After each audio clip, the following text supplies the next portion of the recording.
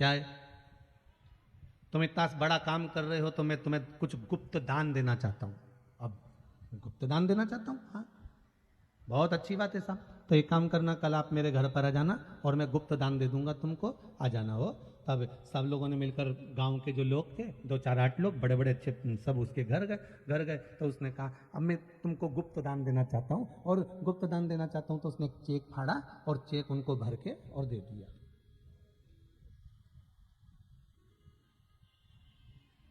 कहीं मेरा नाम मत लेना, कहीं मेरा नाम नहीं आना चाहिए।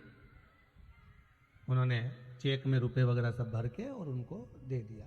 अब देने के बाद सारे गांव के लोग उस चेक को लेके बैंक गए, और बैंक में गए तो बैंक वाले से कहा, लो भैया ये चेक लो, और हमारे सेठ जी ने इसमें 5 लाख रुपए भरे हैं और हमको दे दो। इतने में चेक जैसे ही बैंक में दिया तो बैंक वाले बोले, पागलों जैसी बात मत करो, इसमें सेठ जी का कहीं नाम नहीं है और सिग्नेचर नहीं है। पैसे भरे हैं पर नाम नहीं है इसमें, और ना उनमें सिग्नेचर है। तो जितने लोग चेक लेकर गए थे वो वापिस सेठ जी के पास गए। सेठ जी से कहा, सेठ जी इसमें नाम और सिग्नेचर तो है ही नहीं। सेठ जी बोले, मैंने बोला था ना गुप्त दान दूंगा। अगर नाम लिख दूंगा तो गुप्त दान कहलाएगा ही नहीं, इसलिए मैंने ना तो सिग्नेचर करे ना नाम लिखा। अब गांव के लोग बाल नोचने लगे, बताओ तो चेक का क्या काम? अब उस चेक की महत्वता क्या है, उस चेक की मूलता क्या है? जब उसमें सिग्नेचर ही नहीं है, जब उसमें साइन ही नहीं है, जब उसमें नाम लिखा ही नहीं है, तो फिर उसकी तो कोई मूलता ही नहीं, फिर उसकी कोई महत्वता ही नहीं। आप जिस कर्म को कर रहे हो उस कर्म में अगर भक्ति नहीं है तो फिर उस कर्म का कोई महत्व नहीं है महाराज।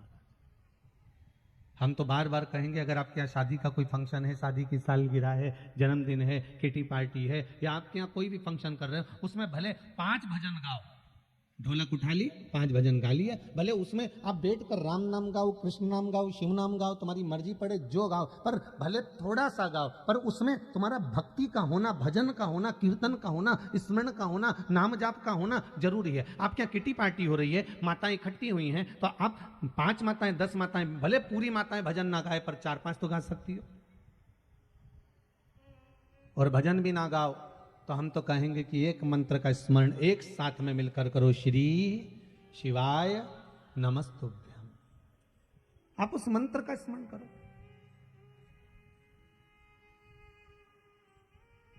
तुम्हारी मर्जी पड़े, थोड़ी देर, 5 मिनट, 10 मिनट, 4 मिनट, जितना बन सकता है उतनी देर। आपको मालूम है कि शादी में समय नहीं मिलता गुरुजी, आपको तो मालूम है हमारे यहाँ फंक्शन रहते हैं, कार्यक्रम रहते हैं, समय नहीं मिलता। ना मिले थोड़ी देर तो भजन कर सकते हो। कि मुख में हो राम नाम, राम सेवा हाथ में, तू अकेला नाही प्यारे, राम तेरे साथ में। तुम कुछ देर भगवान का भजन करिए। और जब आप भगवान की भक्ति में कुछ देर डूब जाओगे, भगवान की भक्ति में थोड़ी देर समाहित हो जाओगे, भक्ति रूपी शक्कर को जब आप खीर में डाल दोगे तो उसका स्वाद, उसका आनंद अपने आप बढ़ जाता है महाराज। क्यों ना बढ़ेगा? कि भजन भोले बाबा का करते रहोगे तो संसार सागर से तरते रहोगे। बस ये भगवान की भक्ति का एक सार तत्व हमारे जीवन में अगर उतर गया, भगवान की भक्ति का एक मूल तत्व हमारे जीवन में उतर गया, तो जीवन तो यूं सार्थक हो गया। तुम्हारी कमाई का उत्तराधिकारी 1 की जगह 10 हो सकते हैं। तुम्हारी प्रॉपर्टी का उत्तराधिकारी 1 की जगह 10 हो सकते हैं। तुमने जो कमाया उसका उत्तराधिकारी 1 की जगह 10 हो सकते हैं, पर तुम्हारे कर्म का उत्तराधिकारी कोई दूसरा नहीं होगा। तुम्हारे कर्म का उत्तराधिकारी तुम्हें स्वयं को बनना पड़ेगा। तुम्हारे कर्म का भोग तुम्हें स्वयं को भोगना पड़ेगा। चाहे तुम सत्य की जीवन निकालो, चाहे असत्य का निकालो। तुमने जो कमाया, उस कमाई का, उस प्रॉपर्टी का, उस मकान का, उस जमीन का, उस दुकान का, उस जायदाद का उत्तराधिकारी 1 की जगह 10 हो सकते हैं, पर तुम्हारे कर्म का उत्तराधिकारी कोई भी नहीं हो सकता। तुम्हारे कर्म को तुम्हें स्वयं भोगना है। कौन भोगेगा इसके सिवा?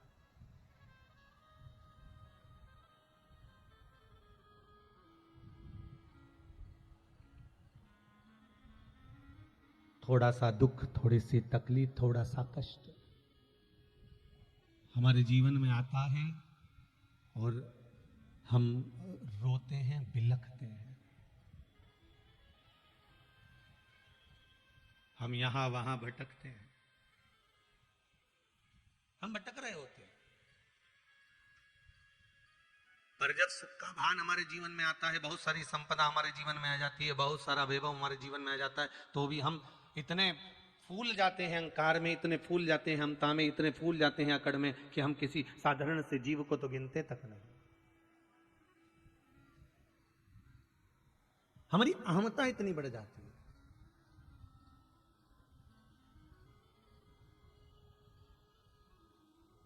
शिव महापुराण की कथा कहती है, जब बेकार समय आता है, बहुत बहुत दुख का समय आता है, बहुत कष्ट का समय आता है, तो घर में रखा हुआ जितना सोना है, जितने आभूषण हैं, जितना स्वर्ण है, वो भी दुकान पर चले जाता है। बोलो सही है कि गलत है? जम के बोलो जरा, सही है ना? जब कष्ट आता है, दुख आता है, तकलीफ आती है, तो घर में रखे हुए सोने को दुकान पर ले जाया जाता है। दुकान पर लेकर जाते हो, किस लिए?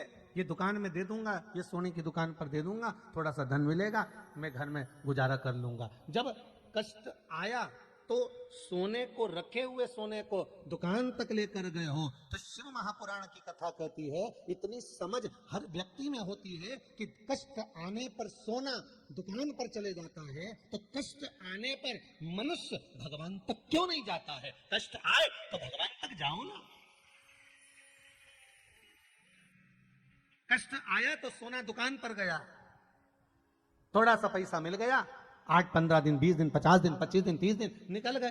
तो कष्ट आया तो घर में रखा हुआ सोना दुकान पर पहुंच गया। तो कष्ट आने पर आप भी तो परमात्मा के दरवाजे जा सकते हो। कष्ट आने पर सोना दुकान पर बाद में जाए, उससे पहले तुम शंकर की शरण में चले जाओ। किसी एकांत में जो शिव मंदिर हो, उसमें जाकर झाड़ू लगाओ, बुआरी लगाओ, पोछा लगाओ, शिव जी का स्नान कराओ। नहीं है तुम्हारे पास में बेलपत्री, दूसरी पत्तियों को तोड़कर शंकर जी पे चढ़ाओ, पुष्प चढ़ाओ, शंकर जी की आराधना करो। कुछ भी नहीं है, झाड़ू और पोछा लगाकर शंकर का स्नान करा कर जाओ। थोड़ी देर बैठकर एकांत में शिव से अपने मन की बात कहना प्रारंभ कर दो। देखो, दुकान पर सोना ले जाने की जरूरत नहीं पड़ेगी। दुख में, कष्ट में अपने शरीर को लेकर भगवान तक पहुंचिए और मन को शिव में लगा दीजिए, अपने आप कार्य सफल हो जाएगा, अपने आप हो जाएगा।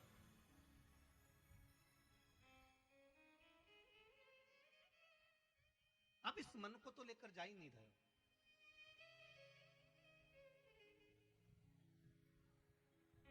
आप इस मन को परमात्मा तक लेकर तो पहुंच ही नहीं रहे। आप इस मन को भगवान तक तो लेकर जा ही नहीं रहे।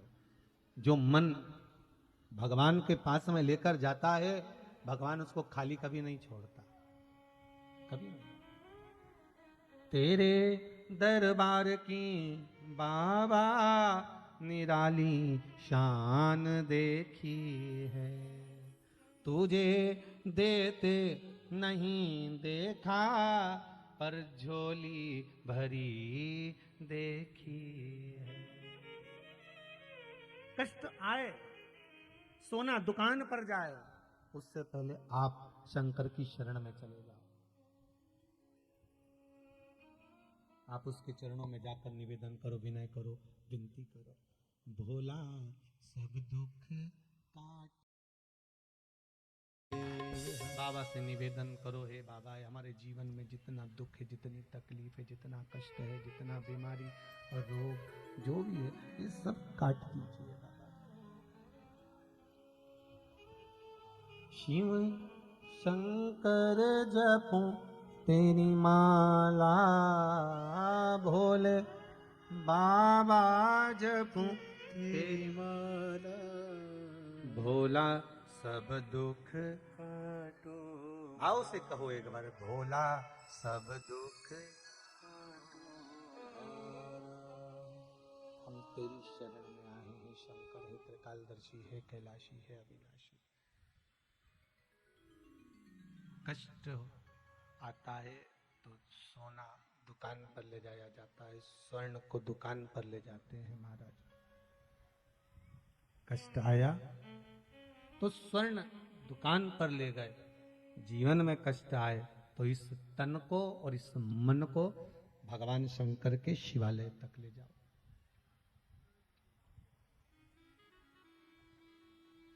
भगवान शिव के दरवाजे तक ले जाओ।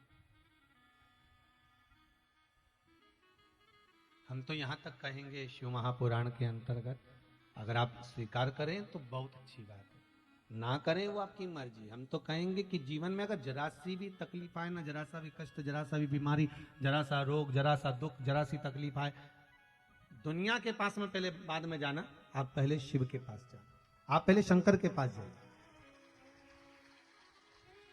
अगर जीवन में थोड़ा सा भी दुख है, तकलीफ है, कष्ट है, रोग है, बीमारी है, दुनिया के लोग कितना भी टॉर्चर कर रहे हैं, दुनिया के लोग कितना भी दुख दे रहे हैं, आप सब जगह बाद में जाना, पहले शंकर के पास जाकर हाथ जोड़कर कहना, भोला सब दुख काटो, शिव शंकर जपूं तेरी माला, भोला सब दुख काटो। सब जगह बाद में जाना, पहले शिव की शरण में जाना।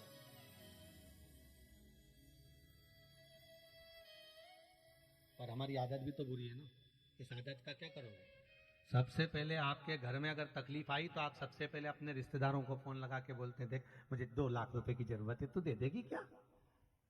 आज का जमाना इतना विचित्र है कि दुनिया फोन लगा के बात भी करती है तो टेंशन में लोग आ जाते हैं, कहीं कुछ मांग ना ले।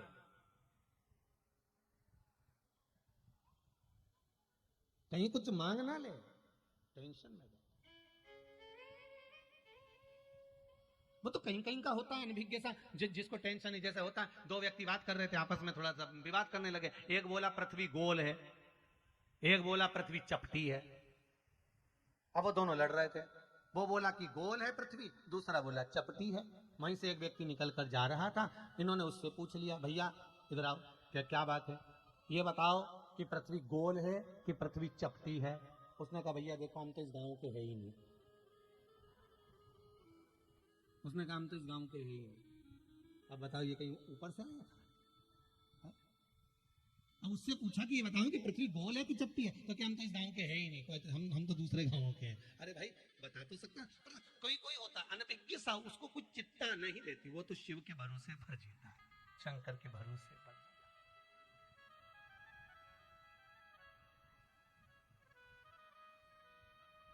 शिव के भरोसे पर जो है महाराज, उसको जीवन में कभी दुख, जीवन में कभी तकलीफ, जीवन में कभी कष्ट नहीं आ सकता, जो शिव के भरोसे पर। आशाइक राम जी से दूजी आशा छोड़ दे, नाताइक राम जी से दूजा नाता तोड़ दे, साधु संगे राम रंगे अंग अंग रंगिए, जाई विधि राखे भोला ताई विधि रहिए। जहां जैसा मेरा भगवान रखे, राम रखे, मेरा श्याम रखे, मेरा कृष्ण रखे, मेरा शंभू रखे, उस भाव में हमें रहना है, उस भाव में हमको रहना सीखना है। और जिस दिन हम शिव के भरोसे पर हो गए, जिस दिन हम शंकर के भरोसे पर हो गए, जिस दिन हम शंकर के अनुकूल हो गए, शंकर के भाव में जीना चालू कर दिया, उस दिन हमारा जीवन सार्थक हो गया। आया एक पत्र में, देखो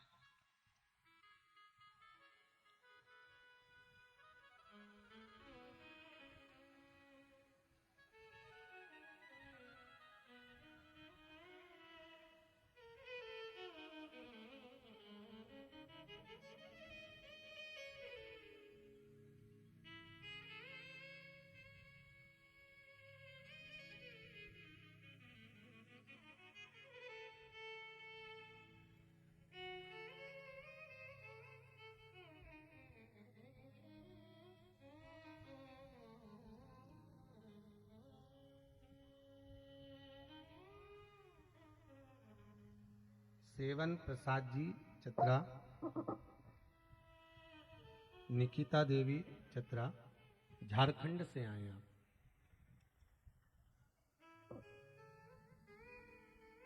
बैठे निकिता देवी जी चतरा, माइक दो जरा, माइक पहुंचाइए। आपने लिखा है दीदी, पति को किडनी की बीमारी है, उनकी तबीयत बहुत खराब रहती थी, परंतु जब से हम सब परिवार, नमः शिवाय, श्री शिवाय, श्री शिवाय नमस्तुभ्यम। दीदी कहाँ से आए आप? चतरा से। चतरा।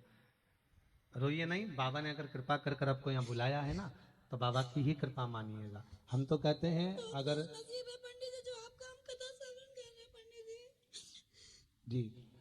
आपने इसमें लिखा है कि किडनी का प्रॉब्लम था और ज्यादा था, अभी की स्थिति कैसी है उनकी?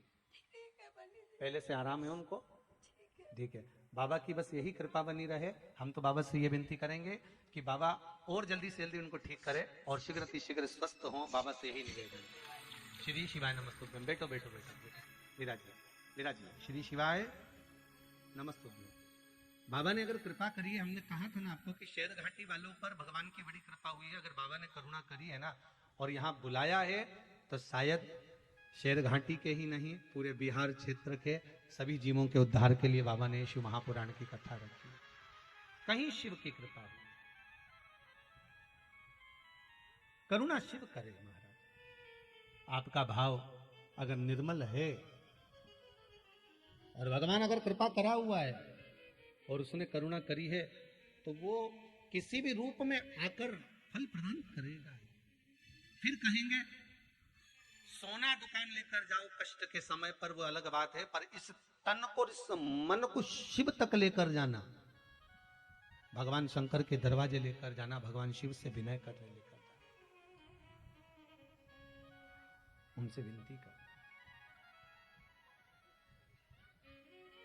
बाबा, हमने जीवन में बहुत दुख देखा है, बहुत कष्ट देखा है, पर भरोसा आपका है, विश्वास आपका है।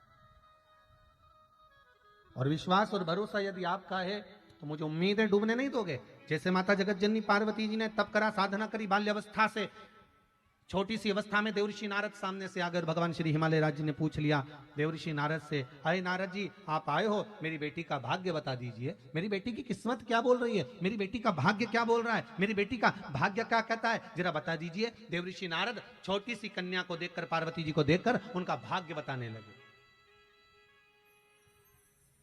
छोटी सी कन्या का स्वरूप देखकर, छोटी सी कन्या का रूप देखकर देवऋषि नारद उनका भाग्य बता रहे हैं, उनके भाग्य का निर्माण कर रहे हैं, उनके भाग्य का वर्णन कर रहे हैं कि आपकी जो बेटी है, आपकी जो पुत्री है, उसका स्वरूप यह होगा, उसका आने वाला समय ऐसा होगा, उसके आने वाले समय का क्रम यह होगा।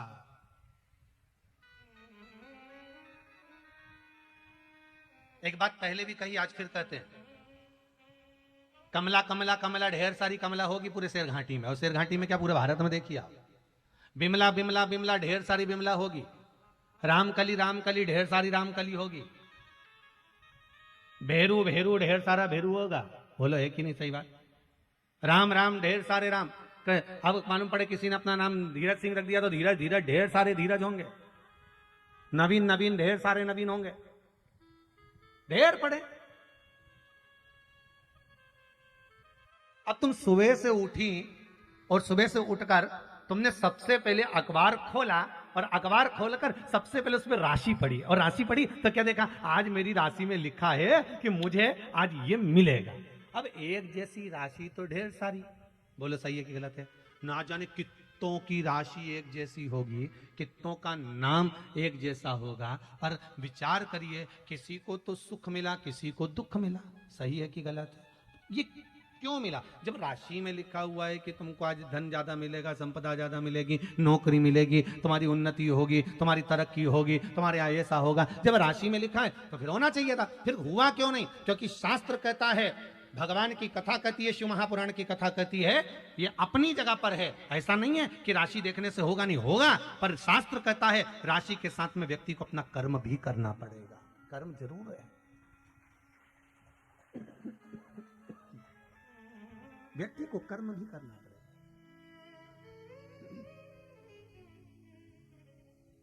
और जब तक आप कर्म नहीं करोगे, जब तक कर्म की ओर अग्रसर नहीं होगे, तब तक फल कैसे मिले? फल मिले तो फिर मिले कैसे? काम करते रहो, नाम जपते रहो, पार कर देगा वो भी कभी ना कभी। तुम कर्म तो करो, कर्म करते नहीं और विचार करो कि मुझे बस फल मिलना चाहिए। आज के जमाने में दुनिया के लोग बहुत चतुर हैं, सोचे मैं काम कुछ नहीं करूं, कहीं का ऐसा महाराज मिल जाए, कहीं का ऐसा पंडित जी मिल जाए, कहीं का ऐसा महाराज मिल जाए, ऐसी विद्या करने वाला मिल जाए कि बस ऐसी भभूति घुमाए और नीचे से हंडा सोने का निकलता जाए। आज के जमाने में तो लोग इस तुक में लगे कि कहीं का ऐसा महाराज मिल जाए जो ताली बजा से सोने के हंडे निकाल कर दे दे, कहीं से ताली बजाए और जमीन में से हंडे निकलते जाए। तो ऐसे महाराज कहीं मिल जाए तो हमको भी बता देना रे दादा, हमें भी बोल देना कि वहां पर सोने के अंडे निकल रहा है। और निकलते होते तो पहले महाराज नहीं निकाल लेते? अरे बोलो तो जम के, निकालते कि नहीं निकालते? कि पहले अपन तो अपना घर भरे। शिव महापुराण की कथा भी तो वही कहती है कि तुम्हारे पास में 100 का नोट होगा तब तो तुम 1 रुपया किसी को दान दोगे। सही है गलत है? कि तुम्हारे पास में 5,000 रुपए होंगे तो तुम 50 रुपए दोगे, तुम्हारे पास में 50 लाख रुपए होंगे तब तुम 100 रुपया दोगे, तुम्हारे पास में होगा तो दोगे ना। शिव महापुराण की कथा भी तो ये कहती है कि तुम्हारे पास होगा तो तुम किसी को दोगे कुछ।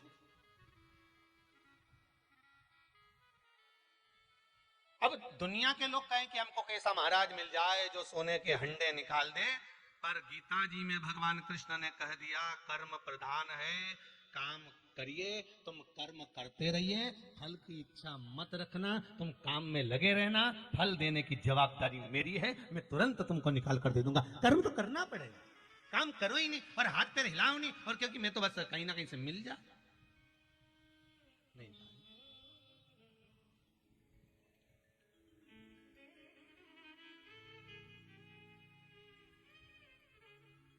कर्म करना पड़ेगा, बिना बिना कर्म के नहीं हो सकता।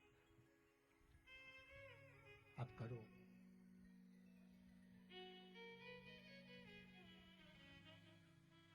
एक चींटी भी अपने दर्रे से बाहर निकलती है, थोड़ा संचय करती है, लेकर आती है, तब जाकर अपना पेट भरती है। भगवान कृपा करता है और उस चींटी से कहता है कि तू दर्रे से निकलकर इधर जाना, यहाँ जाएगी, तेरे को कुछ मिलेगा, तू लेकर आना पाना। भगवान चींटी से भी करा है कि थोड़ा थोड़ा कर्म करते हुए चलोगे तो जीवन की सार्थकता बनती चली जाएगी, थोड़ा थोड़ा कर्म करते हुए चलोगे तो जीवन का आनंद प्राप्त होता चले जाएगा। हम कर्म ना करें और विचार कर कर बैठ जाए कि भगवान हमको दे देगा, भगवान की जवाबदारी है, उसको तो देना है, पर भगवान कहते हैं कि कर्म कर कर आगे बढ़ेगा तो थोड़ा ज्यादा प्राप्त हो जाएगा, कर्म कर कर आगे बढ़ेगा तो थोड़ा अधिकता में प्राप्त हो जाएगा। भगवान देगा, देने में कोई कमी नहीं उसकी। माता पार्वती जी का भाग्य देवऋषि नारद बता रहे हैं।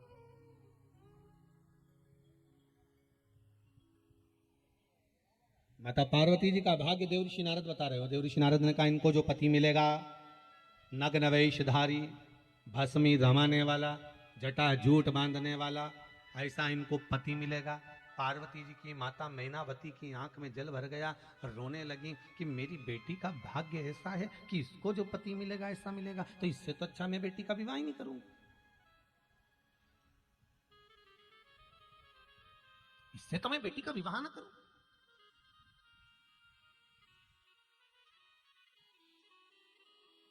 अब एक परिवार में एक लड़की को अगर दुख है, बड़ी दुखी है वो बेचारी ससुराल में, तो उसको अगर किसी ने देख लिया तो क्या दूसरी बेटी का विवाह नहीं करोगे? अरे बोलो तो जम के, नहीं करोगे क्या? करोगे तो सही ना भाई, हो सकता है उसका भाग्य अलग हो, और जिसके भाग्य में जो लिखा है वो तो होना ही है महाराज। जन्म, मरण और परण, परण मतलब शादी, जन्म, मरण, मृत्यु और परण, शादी, ये 3 मेरे देवाधिदेव महादेव के हाथ में है। जन्म मेरे महादेव के हाथ में, मरण मेरे महादेव के हाथ में और परण मेरे महादेव के हाथ में।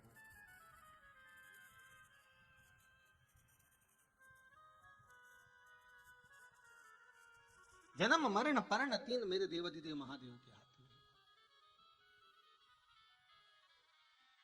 ये 3 शिव के हाथ। डॉक्टर ने कह दिया बहू को, बेटी को इतने समय तक डिलीवरी हो जाएगी, जापा हो जाएगा, मालूम पड़े 4 दिन पहले ही हो गया, मालूम पड़े 15 दिन बाद हो गया। जन्म उसके हाथ में, मरण, मृत्यु लोगों ने देखकर कहा था इस तो खूब जिएगा, इसकी तो खूब उम्र है, खूब बढ़िया पत्रिका, क्या जोरदार इसके हाथ की रेखा, ये तो खूब जिएगा। अब मालूम पड़े बीच में कोरोना हो गया और निपट गया। अब पत्रिका का क्या करोगे? अब वो हस्तरेखा का क्या करोगे? मरण, मृत्यु लिखा, मरण, ये मरेगा। डॉक्टर ने कह दिया इसकी अंतिम सांसें चल रही है, इसके प्राण छूटने वाले हैं। डॉक्टर ने कहा दिया इसको घर ले जाओ, अब इसका अंतिम समय है, अंतिम श्वासें हैं। मालूम पड़े और घर ले गए। डॉक्टर ने तो कहा था 2-4 दिन में ये निपट जाएगी, मर जाएगा। मालूम पड़े घर ले गए, 2 महीने हो गए। जब जब बीमार पड़ती नीचे गोबर लीप के तुरंत अम्मा को नीचे सुला देते और गीता जी का पाठ सुना देते, अम्मा वापिस जिंदा हो जाती, वापिस जिंदा, वापिस पलंग पे सुला हुआ।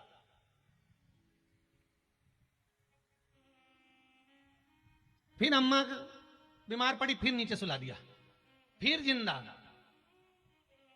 अच्छा, कई कई तो फोन लगा के पूछे गुरुजी से, गुरुदेव हमारी अम्मा को हमने 4 बार गीता जी सुना दी, 5 बार गाय दान दे दी, 25 बार तुलसी का दल गंगा जल पिला दिया, पर नहीं जा रही।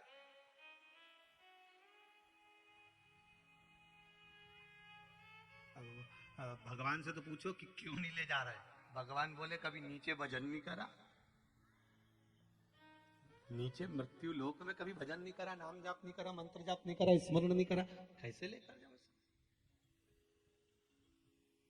जन्म, मरण और मरण, विवाह, कितनी भी कोई कह दे कि अगले महीने तक हो जाएगा, बस बहुत अच्छा ग्रह आ रहा है, शादी हो जाएगी, मालूम पड़े 1 साल निकल गया, 1 साल। जन्म, मरण, परण। किसी ने कहा था 12 महीने बाद होगी, मालूम पड़े 15 दिन में ही पक्की हो गई। जन्म, मरण, परण, 3 शिव के हाथ। शंकर ने किसी को नहीं दिया ये, किसी को भी। इसलिए आज भी ब्राह्मण कहते हैं अगर किसी का एक्सीडेंट हो जाए, कोई बीमार पड़ गया, बहुत बेकार हालत हो गई, वेंटिलेटर पर डाल दिया गया, तो पंडित जी क्या कहेंगे कि महामृत्युंजय का जाप करवा, क्योंकि ब्राह्मण को मालूम है कि अगर जन्म, मरण और परण शिव के हाथ में है तो मृत्यु शंकर के हाथ में है। अगर महामृत्युंजय का जाप प्रारंभ करवा दिया तो यह पक्का है कि वो प्राण कुछ देर के लिए रोक सकता है। वो महामृत्युंजय के मंत्र में वो बल है, इसलिए ब्राह्मण कहते हैं महामृत्युंजय का जाप करिए, इसका अनुष्ठान कर लीजिए, जप कर लीजिए।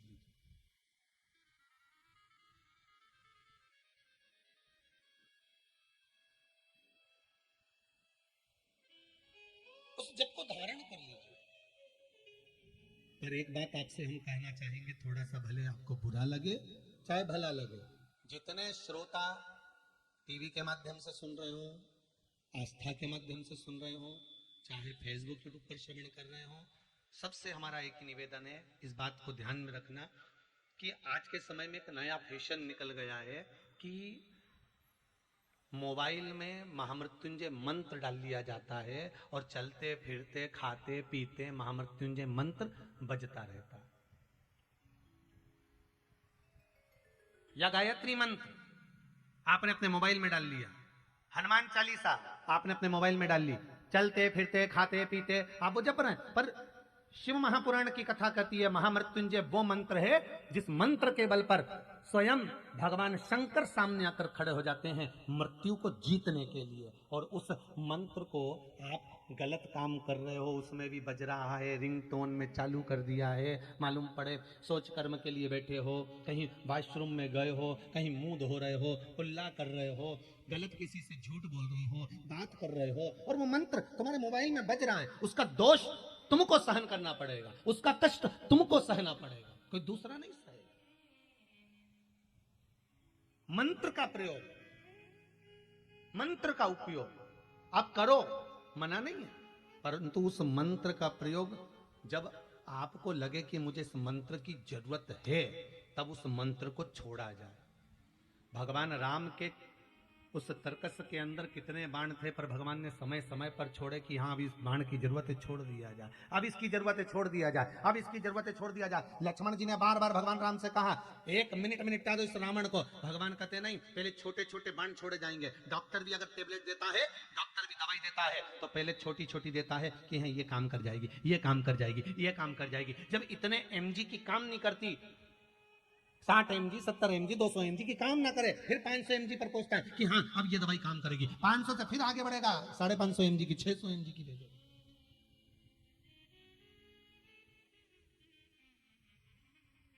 जब ये काम ना करे तब दिया जाता। उस मंत्र का प्रयोग करो, जपो। और जब हम किसी कष्ट में हों तब किसी ब्राह्मण देवता के पास जाकर निवेदन कर कर कहें, ब्राह्मण देवता, हे ब्राह्मण देव, आपकी कृपा हो, हमें महामृत्युंजय मंत्र का अनुष्ठान करवाना है। मेरे दादा, मेरे पिता, मेरी माता, मेरी बहन, मेरा भाई, उसकी स्वास्थ्य। ब्राह्मण देवता संकल्प ले, और संकल्प लेकर फिर वो महामृत्युंजय मंत्र का स्मरण करे। उसका जो फल हो, उसका जो सुख हो, वो एक आनंद देने वाला है, उसका एक आनंद है।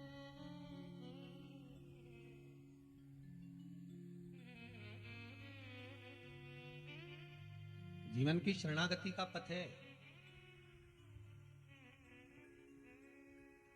सुख देने वाला, आनंद देने वाला। आज शिव महापुराण की कथा कर रही है। पार्वती जी मैया का भाग्य देव ऋषि नारद ने बता दिया कि इनको ऐसा पति मिलेगा। किसके भाग्य में क्या लिखा है किसी को नहीं मालूम। एक पत्नी ने अपने पति से कहा, सुनो तुम मां बैठ कर सारी दुनिया के लोगों को इतना इतना पैसा दान देते हो, तुम्हारी बेटी दुखी है, तुम्हारी बेटी का भाग्य में कुछ नहीं लिखा, उसका पति बेचारा कुछ नहीं करता, रोता रहता दिन भर बैठकर, मेरी बेटी रोती रहती है, तुम दुनिया भर में इतनी कथा सत्संग करा रहे हो, अपनी बेटी को थोड़ा दान नहीं कर सकते? थोड़ा बहुत पैसा अपनी बेटी को दे दो। पति बड़ा विद्वान था, पति ने अपनी पत्नी से कहा, फालतू बात मत करना, मेरी बेटी का भाग्य अच्छा नहीं है इसलिए नहीं दूंगा। तो इतने में पत्नी ने कहा, तुम क्या भाग्य विधाता हो जो तुम कह रहे हो कि मेरी बेटी का भाग्य अच्छा नहीं है? तुमने उसका भाग्य लिखा है क्या? इतने में पति ने कहा, अगर बेटी का भाग्य अच्छा होता तो इतने करोड़पति के घर में दी थी मैंने बेटी को, और मालूम पड़े रोड़पति में हो गई। करोड़ों का धन देख कर दिया था, बड़ा बंगला देख कर दिया था, परिवार देख कर दिया था, पति सर्विस कर रहा था, नौकरी कर रहा था, सब कुछ देखकर मैंने बेटी को ब्याया था। उसके बाद बेटी दुखी क्यों हुई? अगर भाग्य अच्छा होता तो दुख क्यों होता? इतने में पत्नी ने कहा, फालतू बात मत करो, मैं बेटी को दूंगी। तो पति ने कहा, तेरा फर्ज है, तू मां है, दे सकती है, दे, तुझे जितना देना दे। और पत्नी ने आज अपनी बेटी और दामाद को भोजन के लिए बुलाया। बेटी तो नहीं आई, दामाद भोजन करने आया, और पत्नी ने क्या करा कि लड्डू बनाए तिल के, और तिल के लड्डू बनाकर उस लड्डू में सोने की गिन्नियां फंसा दी, सोने के सिक्के फंसा दिए, सोने की गिन्नियां फंसाई, डब्बे में भर दिया, और जमाई से कहा भोजन करने के बाद, ये डब्बा ले जाओ, इस डब्बे को मेरी बेटी को दे देना। जमाई साहब, हो माँ, अगर मैं बता कर दूंगी तो जमाई लेगा कि नहीं लेगा? उसको बुरा लगेगा कि मेरी सास ने बता मुझे सोना दे दिया, उसको बुरा लगेगा कि जैसे हम भिखारी हो। तो उसने लड्डू के अंदर सोने की गिन्नियां फंसा कर दे दी। वो लेकर गया, रास्ते में जाते जाते उसके मन में आया, कल बच्चों की फीस जमा करना है, पैसा नहीं है घर में बिल्कुल भी। एक काम करता हूँ, सास ने मुझे लड्डू दिए हैं, इसको हलवाई की दुकान पर बेच देता हूँ, 500 रुपए मिलेंगे, उस 500 रुपए की मैं फीस जमा कर दूंगा। हलवाई की दुकान पर गया, सेठ जी ये लड्डू ले लीजिए। सेठ जी ने लड्डू सूंघे तो बड़े अच्छे थे, लाओ दे दो हमको, ये लो 500 रुपए। 500 रुपए दिए, वो घर लेकर चले गया। शाम को सेठ जी वापिस आ रहे थे। सेठ जी आते आते उनके मन में आया, आज मेरी पत्नी का जन्मदिन है, लड्डू लेता हुआ चलता हूँ। हलवाई की दुकान पर गए, आवाज लगाई, सेठ जी कहाँ हो? सेठ जी आए, बोलो साहब लड्डू दे दो जरा 2-4 किलो, ताजा डब्बा आया है लड्डू का, यही ले जा। लड्डू का डब्बा दिया, सेठ जी घर ले जाकर लड्डू पहुंचे। आज पत्नी का जन्मदिन था, जन्मदिन पर लड्डू जैसे ही पत्नी के मुंह में दिया तो सोने की गिन्नी आ गई। पत्नी ने पूछा, ये लड्डू कहाँ से लिया? इतने में पति ने कहा, हलवाई की दुकान से लाया हूँ। ये लड्डू हलवाई की दुकान पर कहाँ से आ गए? पता नहीं। पत्नी की आंख में से आंसू बहने लगे कि ये लड्डू तो मैंने जमाई को दिए थे। पत्नी ने पति के चरण पकड़े, आप सही कहते हो, भाग्य में नहीं होगा तो कोई कितना भी दे दे पहुंच नहीं पा सकता। कितना ही देकर देख लीजिए। भाग्य में होगा तो दौड़ कर आएगा, भाग्य में नहीं होगा तो तुम करोड़ों का धन दे दीजिए, कुछ नहीं मिल पाएगा। कितना झगड़ा कर कर।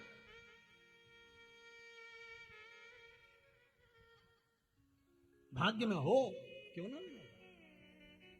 कितने लड़े एक मकान के चक्कर में, भाई भाई लड़े एक मकान के चक्कर में। मेरा है, माँ ने मेरे को दिया था, मम्मी ने मुझे दिया था, पिताजी ने मुझे दिया था, लड़ाई करी, अदालत में बात हुई, सब कुछ करा, विवाद पर विवाद, विवाद पर विवाद। मकान ले भी लिया, अब उसमें कितने दिन रहे मालूम पड़े, परमात्मा ने हाथ पकड़कर खींच लिया तो मकान में कौन? भगवान से कहना, भगवान हमें किसी के भाग्य का मत देना, भगवान हमको हमारे भाग्य का देना, इतना देना कि जीवन में एक बार शिव महापुराण की कथा करवाऊं, इतना मुझे दे देना बस। मुझे अपने भाग्य का देना। जैसे आज दिलीप जी अग्रवाल कथा करवा रहे हैं, ऐसी कृपा शेर घाटी पर फिर हो, और भगवान से प्रार्थना करना ऐसा धन मुझे देना। कमाया कमाया कमाया कमाया, आखिरी में छोड़ दिया, और फोटो इतना बड़ा दीवार पे टंग गया, ऐसा कमा कर नहीं छोड़ना। भगवान से कहना ऐसा देना कि जीवन में एक बार शिव महापुराण की कथा मैं भी करवाऊं, अपने जीवन को सार्थक मैं भी बनाऊं। कमाया पतियों ने, बना नहीं दुकान जमीन जायदाद सब कमाया, दुनिया भर की दौलत भी बनाई। किसके काम की? मकान बनाया, उसमें कितने तुम रह रहे हो? इतना बड़ा मकान, और मकान में भी तुम्हारा कमरा इतना बड़ा, उसी में एक पलंग, और उस कमरे में भी तुम्हारी जगह कितनी, पलंग पे भी इतनी जरा सी जगह, उसमें अलमारियां चार चार, तुम्हारे कपड़े रखने की अलमारी कितनी, एक, और एक अलमारी में भी आधी, आधी में तो जगदम्बा की साड़ी, तुम्हारी तो आधी है। कितना कमाया, सब यही छोड़, क्या गया, सब धरा गया। बस एक चीज अपने साथ में जाती है, भगवान का जो भजन करा वो, जो दान करा वो, जो पुण्य करा वो, जो सत्कर्म करा वो, और जो भगवान की कथा को श्रवण किया वो अंतिम समय तक साथ चला जाता। सब छूट गया, पड़ा रह गया, सब धरा। और जो मर मर के चले गए ना, वो भी फोटो में टंगे हुए स्माइल देते हैं अपने को देख देख के। तुम्हारे घर में जितने मरे हुए गए उनका फोटो आज शाम को जाके देखना, मुस्कुराते हुए मिलेंगे। कोई ऐसा सिर पे पल्लू डाल के मुस्कुराए, और कोई टोपी मोपी लगा के मुस्कुराए, मुस्कुराते हुए दिखेंगे। और उनके गले में एक प्लास्टिक की माला, वो भी पंखा चले तो माला हिले। और वो फोटो में भी अम्मा इसलिए स्माइल देती है, बेटी हम भी जोड़ जोड़ के मर गए, आखिरी में टंग गए, और तू भी जोड़ जोड़ के मर जाएगी, आखिरी में तू भी टंग जाएगी। यही लाइन से ढेर सारे टंगना। कर लो भजन। कभी कभी अपने अपने पतियों से पूछ लिया करो, किसके लिए कमा रहे हो, इतना धन किसके लिए जोड़ के ला रहे हो, किसके लिए झूठ बोल रहे हो, किसके लिए प्रपंच कर रहे हो? पति कहेगा मैं अपने बच्चों को पढ़ाने के लिए, पति कहेगा मैं अपनी पत्नी के लिए, मैं अपना वैभव बनाने के लिए, अपना नाम चलाने के लिए, अपनी पत्नी और अपने बच्चों के लिए। तो पत्नी ने कभी कहा अपने पति से कि तुम झूठ बोल कर कमाना? आप में से कितनी माताएं बैठी हैं जो अपने पति से कहती हो कि दिन भर झूठ बोलो? कितनी बैठी है जो अपने पति से कहती है कि झूठ बोलकर कमा के लाओ? कितने बच्चे बैठे हैं जो अपने पापा से कहते हैं पिताजी मेरी पढ़ाई के लिए तुम झूठ बोलना, बेईमानी करना, छल करना, प्रपंच करना, कपट करना? ना तो बेटे ने कभी कहा, ना कभी बेटी ने कहा, ना कभी पत्नी ने कहा कि झूठ बोलकर कमाना। उसके बाद भी तुम झूठ छल कपट कर कर कमा रहे हो, तो तुम्हारे ऊपर मरकर व्यक्ति जब ऊपर जाता है, यम की कैद चढ़ता है, वहां जाके रोता है कि मैंने झूठ बोला था पत्नी के लिए, मैंने झूठ बोला था अपने बच्चों के लिए, मुझे अकेले को नरक मत भट डालो, मुझे अकेले को नरक मत पटको। तो यमराज कहते क्या चाहते हो? मेरी पत्नी और बच्चों को भी तो नरक डालो, क्योंकि उनके लिए कमाया था, उनके लिए जोड़ा था, तो पत्नी और बच्चों को भी नरक डालो। तो यमराज कहेगा झूठ किसने बोला? तूने। छल किसने करा? तूने। कपट किसने करा? तूने। बेईमानी किसने करी? तूने। तो भोगेगा भी कौन? तू। इसीलिए फिर निवेदन है, तेरा क्या होगा रे कालिया? कौन भोगेगा? कोई दूसरा भोगने वाला है? भोगना तुमको। और मेरी माताओं से निवेदन है, क्यों कहते हैं कि माताओं आप कथा में जाओ? क्यों कहते हैं कि आप सत्संग में जाओ, क्यों कहते हैं कि आप धर्म में जाओ, क्यों कहते हैं कि आप भगवान की भक्ति में लगे रहो? उसका कारण है पति कितनी भी बेईमानी का धन लाए, झूठ बोलकर लाए, प्रपंच कर कर लाए, आप अगर सत्संग में जाकर बैठ जाती हो तो आपके धर्म का आधा हिस्सा पति के खाते में चला जाता है। आप धर्म तो करो, आप सत्कर्म तो करो, आप भजन तो करो, आप कीर्तन तो करो, मंत्र जाप तो करो, आपकी पूंजी थोड़ी उसके खाते में जाएगी तो वो भी नरक नहीं भोगेगा, तर जाएगा। और वो तो कहता है कि मेरी कमाई में से 2 रुपया लेकर जाना, कहीं शिव पुराण में, कहीं भागवत में, कहीं धर्म में लगा देना। पर माताएं उसकी कमाई में से निकालती तो है और सब डेंटिंग पेंटिंग में लगाई जाती है। तो काय का धर्म में लगा? मुझे तो आज तक एक बात समझ में नहीं आया कि ये 2-3 घंटा भगवान जाने वो ऐसी कुर्सी पे बिठा दो और ऐसी पकड़ी धर दे और यहाँ से यहाँ तक पोत पुता के और बिठा दे, और ये 3 घंटा एक जैसी ना हिले ना डुले। भगवान जाने इतना बिल पावर कहां से आता होगा, इतनी मन में कट्टरता कैसे आती होगी कि 3 घंटा बैठी रहे। और नहीं तो यहाँ 3 घंटा बिठाओ तो रामदेव बाबा का पूरा आसन लगा लो, पूरे आसन रामदेव बाबा के लगा लो उतनी देर में। तो वो तो इसका बस नहीं चले तो कपाल भारती भी कर लो।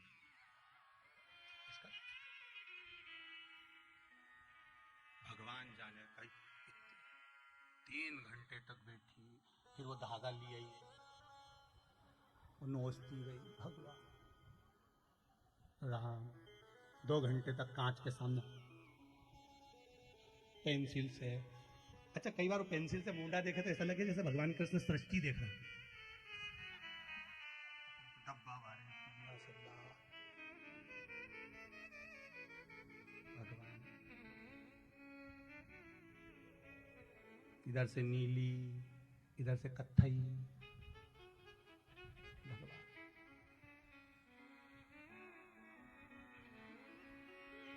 जब ये लोग श्रृंगार करके शादी में जाए नहीं तब ऐसा लगता है कि शंकर जी की शादी हो रही है, क्योंकि सारी डाकनी, पिशाचनी, चुड़ैल, भूत, भयंकर सब ही दिख रहे, सारे की सारे। कौन देख रहे? शिव जी के विवाह जैसा तो विवाह किसी का नहीं हुआ। भोलेनाथ जी महाराज तैयार ही नहीं हुए, श्रृंगार ही नहीं करा। भगवान विष्णु ने कहा भोलेनाथ जी तैयार हो, तुम्हें शादी है? नहीं आऊंगा, अभी बारात लेके नहीं जाऊंगा। तो कब जाओगे? तो भगवान बोले अभी मेरा मुहूर्त नहीं आया। तो मुहूर्त कब आएगा? तो इंतजार करते रहे। मैं पार्वती जी के यहाँ 1 मुहूर्त निकल गया, 2 मुहूर्त निकल गए, हलवाई भी अपने अपने घर जाने लगे कि भैया बाराती नहीं आ रही, हम तो हमारे घर जाए। इतने में भगवान ब्रह्मा जी ने कहा हलवाई भी चले जाएगा, खाने को नहीं मिलेगा। भगवान बोले अभी मुहूर्त नहीं आया। मुहूर्त का इंतजार करते रहे। तब 15 दिन बाद सामने से करती आई, राम नाम सत्य है, राम नाम सत्य है बोलते बोलते आए। शंकर जी उठ के नाचने लगे, मेरा मुहूर्त आ गया, अब मेरा मुहूर्त हो गया। शंकर जी की बारात कब निकली थी? जब सामने से अर्थी आई थी।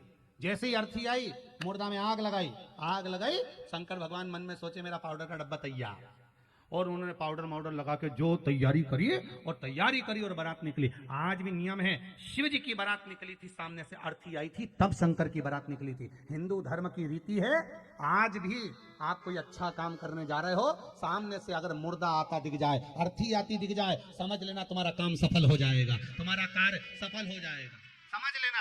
आज भी नियम है, सामने से मुर्दा आते दिख जाए तो कार्य सफल है। स्वप्न में किसी मरे हुए व्यक्ति को देख लो, समझ लो कि आज कोई अच्छा काम होने वाला है। किसी अपने व्यक्ति को मरा हुआ देख लिया, समझ लेना उम्र बढ़ गई। तो इसका मतलब ये नहीं है कि तुम शमशान के पास घर बना लो। हाँ, तुम्हारा क्या भरोसा? ये तुम सोचो सियोर वाला महाराज बोला है कि मुर्दे को देखो तो काम सफल होता है। तुमने कहा अपन मकान ही शमशान के पास बनाएंगे, अपन तो प्लाट ही में कर देंगे, तो वहां से रोज आता जाता मुर्दा ही मुर्दा दिखेगा। इनका क्या भरोसा? बारात चली धड़ा के शिव जी की खूब दौड़ धाम से। और जब बारात शंकर भगवान की पहुंची थी हिमालय राज की नगरी में, देवता आगे आगे, भूत चुड़ैल पीछे पीछे, डाकनी पिशाचनी भयंकर, कोई का 12 मुंह, कोई का 10 मुंह, कोई का गर्जना करे, कोई का लंबी जीवान भयंकर। जिसको कोई नहीं बुलाया उसको शंकर जी ने बुलाया था। अब तुम्हारे यहाँ शादी में कितने लोग हैं जो भूत को बुलाते हैं? भूतनी को क्या गुरुजी इनको बुलाने की जरूरत नहीं पड़ती, रिसेप्शन में दोनों दिख जाते हैं। इनको क्या बुलाया था?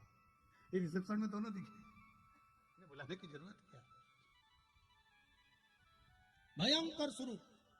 और जो हिमालय राज की नगरी है, और आगे आगे ब्रह्मा विष्णु महेश, भगवान ब्रह्मा विष्णु और 33 कोटि देवता सब आगे नाच रहा है। और पीछे पीछे उनके डमरू खड़काया तो डाकनी पिशाचनी चुड़ैल बहुत भयंकर आ, अब वो भी नाच रहे। तो इतने में इंद्रदेव ने ब्रह्मा जी से पूछा, ब्रह्मदेव ये बताओ कि आगे आगे जो देवता नाच रहे हैं इनके तो नाचने का नाम है कि कोई कथक कर रहा है, कोई भांगड़ा कर रहा है, कोई गरबा कर रहा है, पर ये भूत चुड़ैल ऐसे नाच रहे हैं, हाथ हिलाए थे, पाँव हिलाए थे, जमीन पे सो जाए, इनके नाचने का कोई नाम है क्या? इतने में ब्रह्मा जी बोले, इसको कलयुग में लोग डिस्को कहेंगे, यही कलयुग में लोग डिस्को कहलाएगा। तो जितने डिस्को करते दिखे समझ लेना भूत चुड़ैल नाच रहा है, इनका समझ लेना। और डिस्को में होता क्या है, बस हाथ ऐसे हिलाएं जैसे बिच्छू खा गया।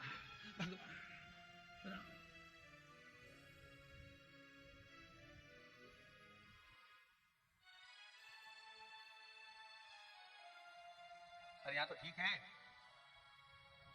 हमारे उधर सीहोर के पास में गांव में एक बारात आ गई शहर की, और गांव के अंदर, और एक बाराती जो थे ना वो जमीन पे सो के ऐसे ऐसे करके जमीन पे नाच रहा।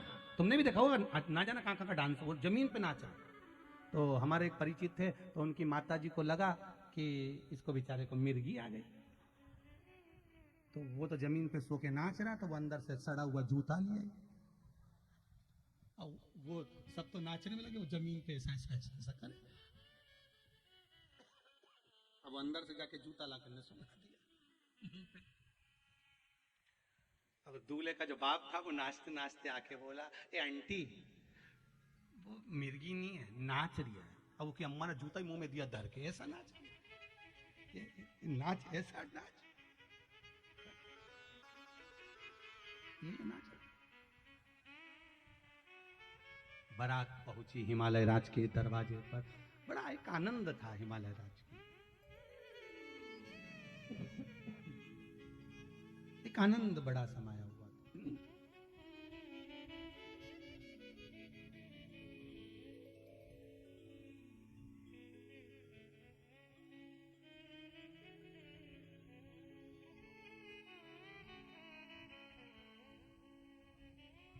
अब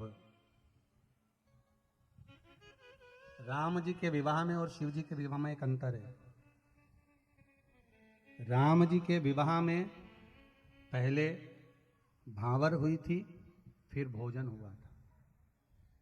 क्या हुआ था? पहले भावर, फिर भोजन हुआ था। और शिव जी की शादी में पहले भोजन, फिर भावर। 33 कोटि देवता यहां से वहां तक बैठे थे, इधर भूत चुड़ैल भी बैठे थे लाइन से, किसी के 12 मुंह, किसी का हाथ नहीं, किसी का पाँव नहीं, किसी का मुंह ही नहीं, वो ही बैठे थे।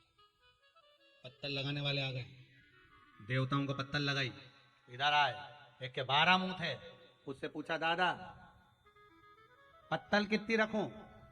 उन्हें कहा 12 रख, तो 12 मुंह से खाएगा। हाँ, और आगे गए, एक का मुंह आगे था, पीछे भी था, उससे पूछा दादा तू कैसे खाएगा? तो क्या आगे भी था पीछे भी था, 2 पत्तल लगे। और आगे गए, एक का मुंह ही नहीं था, गला ही गला, उससे पूछा दादा तू कैसे खाएगा? क्योंकि बाल्टी में लाता जा, गला में कुड़ता जा।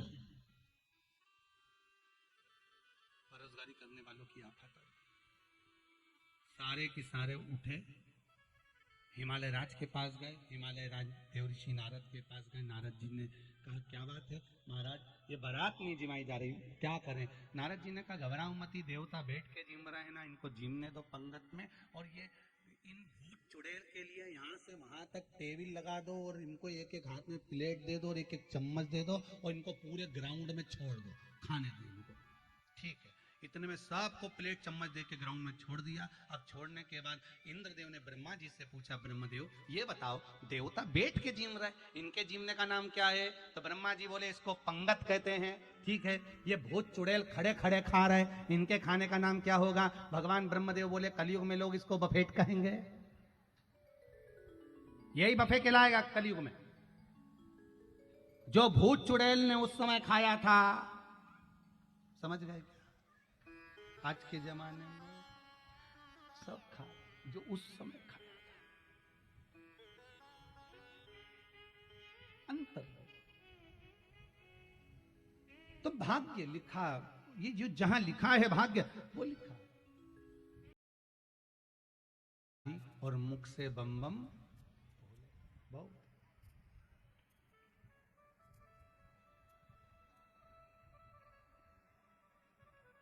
कि दया की न होती जो आदत तुम्हारी, तो सोनी ही रहती अदालत तुम्हारी। गरीबों के दिल में जो जगह तुम न पाते, तो किस दिल में होती इबादत तुम्हारी। हे शंभु, हे शंकर, ओ घड़दानी, आप कृपालु हो, आप दयालु।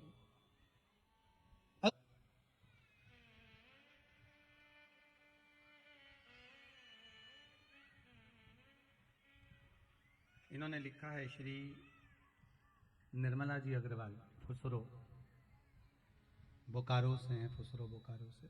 कहाँ बैठी हैं जरा, माइक दो जरा इनको।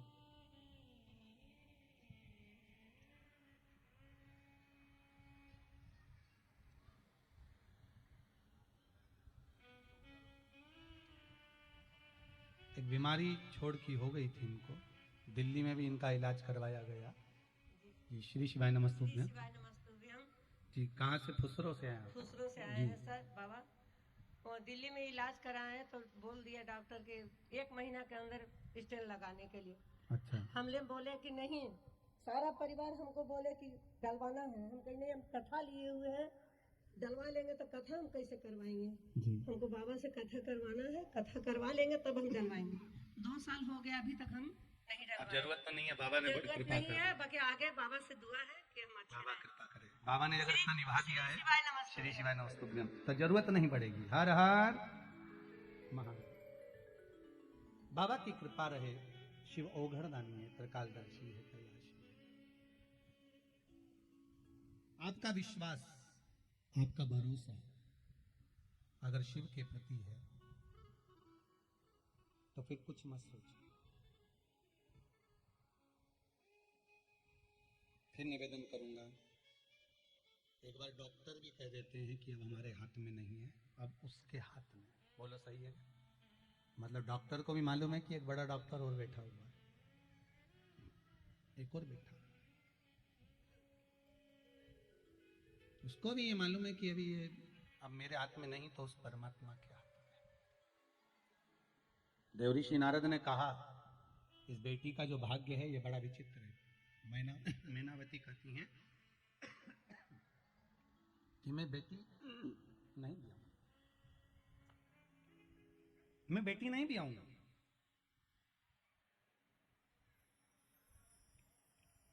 पर हिमालय राज कहते हैं कि अगर बेटी के भाग्य में ये सब कुछ लिखा है तो कोई टाल नहीं सकता।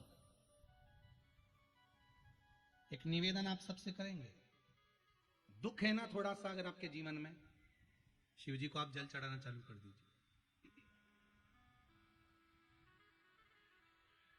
शंकर भगवान को आप जल चढ़ाना प्रारंभ कर दो। अगर दुख है ना जीवन में, शिव जी को जल चढ़ाना प्रारंभ कर दो।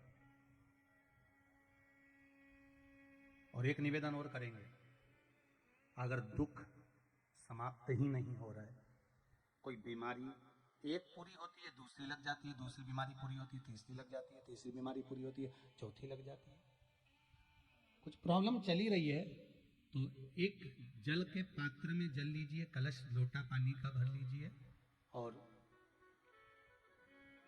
उस पात्र में चावल के 2 दाने डाल लीजिए, अक्षत के 2 दाने डालिए। घर में से लेकर जाओ, थोड़ा सा जल बेलपत्री के वृक्ष के नीचे डाल दीजिए, थोड़ा सा जल पीपल के वृक्ष के नीचे डाल दीजिए और थोड़ा सा जल या तो आंवले का पेड़ मिल जाए या शमी का वृक्ष मिल जाए, शमी का वृक्ष मिले या आंवले का वृक्ष मिले, उसके नीचे डाल दीजिए। 3 जगह पर अगर कोई बीमारी ऐसी हो गई कि वो समाप्त नहीं हो रही, बड़ी बड़ी तकलीफ, मतलब एक बार दवाई अगर चालू हो गई तो दवाई बंद ही नहीं हो रही है, तो उसके लिए आपको 3 जगह पर जल चढ़ाना प्रारंभ कर दो। मात्र 1 हफ्ते से ज्यादा चढ़ाना भी नहीं पड़ेगा, जैसे एक हफ्ते आप टेबलेट लेते हो, गोली लेते हो, एक हफ्ते चढ़ाना प्रारंभ कर दो। सबसे पहले बेलपत्री के पेड़ के नीचे क्या करना है, जल का पात्र लेना है, उसमें 2 दाने चावल के डालना, 2 दाने अक्षत के डालिए। पहले बेलपत्री के पेड़ के नीचे जाओ, वहां जल चढ़ाओ, फिर जाइए पीपल के वृक्ष के नीचे, वहां जल चढ़ाइए, आखिरी में या तो शमी के नीचे या फिर आंवले के नीचे, इन दोनों में से कोई एक वृक्ष जिसके नीचे। पर एक हफ्ते अगर आपने आंवले में चढ़ाया है तो आंवले में ही चढ़ाना, शमी में चढ़ाया है तो शमी में चढ़ाना, ये बदल के मत चढ़ाना कि आज मैं शमी में चढ़ा देती हूँ कल आंवले में चढ़ा दूंगी, ऐसा नहीं। और ध्यान रखिए एक बात का, कई माताएं क्या करती हैं, पशुपति व्रत करती हैं, तो अभी मैं ये वाले मंदिर में कर लेती हूँ, अगला मैं उस मंदिर में कर लूंगी, अगला मायके में जाके कर लूंगी, ये गलत है। अगर पशुपति नाथ का व्रत कर रहे हो तो एक ही मंदिर में करना, मंदिर नहीं बदलना। एक माता ने बड़ा अच्छा प्रश्न पूछा है, प्रश्न किया है,